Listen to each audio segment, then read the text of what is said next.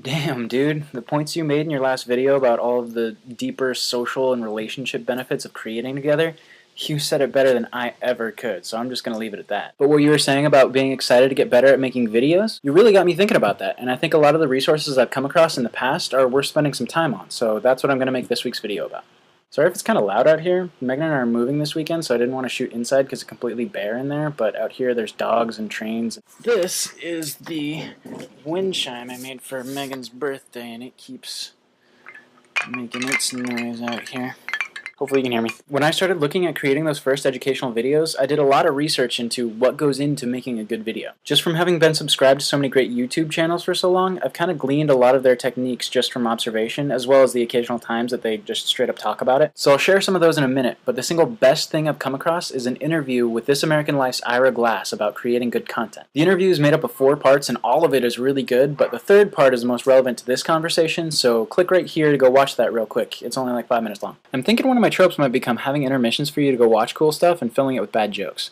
It's probably already someone else's thing, so in that same spirit of claiming credit for things, this week's joke is, have you ever noticed how clapping is like high-fiving yourself over and over for someone else's achievements? Did you watch it? Good stuff, right? So like you said, one of the reasons I'm really looking forward to this project here is because, like he said, for the first couple of years, the stuff you make isn't going to be as good as how you want it to be. So I think this is going to help us get much better at making video. So as for the making good video tips that I've learned about, one of the biggest things definitely seems to be time management. If you've written a script for a video, you'll know that getting through 1 page of a Word document takes up at least 2 minutes of video, potentially a lot more if you aren't using certain tricks. One is to talk quickly. You still want to talk naturally like Ira was saying in that video, but you can fit more content into less time if you turn the speed up just a notch. Another is to cut clips right at the very beginning and end of words so there's no dead air. And along the same lines is editing out any breaths, even if it's in the middle of a sentence. Not only will that save a few seconds, but it also helps keep the pace of the video flowing better. Just as an example, take this clip from my video last week. Does it sound better like this? So in this field, there's the obvious work that's currently only done by volunteers, like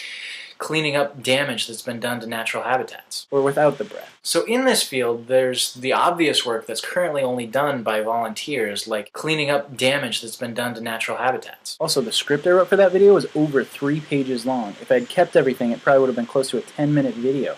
Even I would have started losing interest, and there's my own video. Like Ira said, you should be ruthless about cutting things to leave only the best stuff. So I straight up trashed almost an entire page. And of what I kept, I ended up pruning out something like 1 out of every 4 or 5 lines that just wasn't necessary. Not that I'm saying I think my video from last week was all that good, I'm just saying it could have been a lot worse. Another tip I've seen a lot is to lead with awesome. That's addressed really well in a video that Derek from Veritasium put out about how to make good content. That one's also really good. I'll put a link to it right here if you want to check it out. I think lead with awesome applies a little bit more to educational videos where you're trying to hook them right off the bat with a clip of the drum imploding or whatever the finale of your lesson is. But in a blog format, I feel like it's still relevant in that you don't want a bunch of pointless intro. I think you'd agree that one of the best things we can do is learn from our mistakes. So hopefully you won't take offense to the example that, frankly, most of the stuff from the first minute of your video on Monday wasn't really needed.